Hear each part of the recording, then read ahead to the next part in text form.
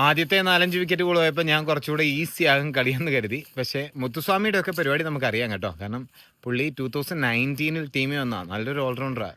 പക്ഷേ അവിടുത്തെ അത്രയും ടാലൻസിനിടയ്ക്ക് ഈ പറയുന്ന 11 അംഗ ടീമിൽ സ്ഥാനം കയറണ്ടായി. പിന്നെ അവിടുത്തെ എല്ലാ സ്ഥലങ്ങളിലെയും പൊളിറ്റിക്സ് ഒക്കെ അറിയാമല്ലോ. പുള്ളി ഒരു 100 അടിച്ചു. മാർക്കോ ജാൻസൺ ഒരു 50 അടിച്ച് സപ്പോർട്ട് ചെയ്യുന്നു. അപ്പം ലഞ്ച് ബ്രേക്ക് ആയപ്പോഴത്തേന് അവർ അത്യാവശ്യം നല്ലൊരു നിലയിൽ എത്തിയിട്ടുണ്ട്. കളി കാര്യമാവാനുള്ള സാധ്യതയുണ്ട്, നമുക്ക് നോക്കാം. എന്നാലും മുത്തുസ്വാമി 2019 വന്ന സമയത്ത് പുള്ളിയുടെ ഫസ്റ്റ് ഡിബറ്റ് വിക്കറ്റ് നമ്മുടെ സാക്ഷാൽ വിരാട് കോഹ്ലിയുടെ എടുത്തുകൊണ്ടായിരുന്നു.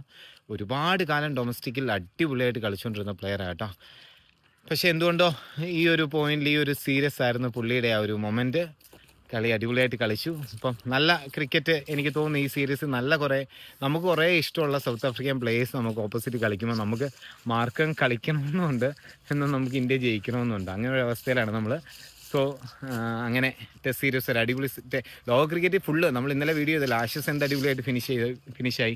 ഇന്ത്യയെ ബംഗ്ലാദേശ് മാച്ച് അടിപൊളിയായിരുന്നു. അപ്പം ഈ സീരീസ് കൂടെ ആകുമ്പോഴത്തേന് നമുക്ക് പേഴ്സണലി നമുക്കിങ്ങനെ ഇരുന്ന് ചെക്ക് ചെയ്തുകൊണ്ടും ഇരിക്കാം ഇന്ത്യയുടെ സ്കോറ്, മറ്റ് കളികൾ ഇടയ്ക്ക് നോക്കുകയും ചെയ്യാം.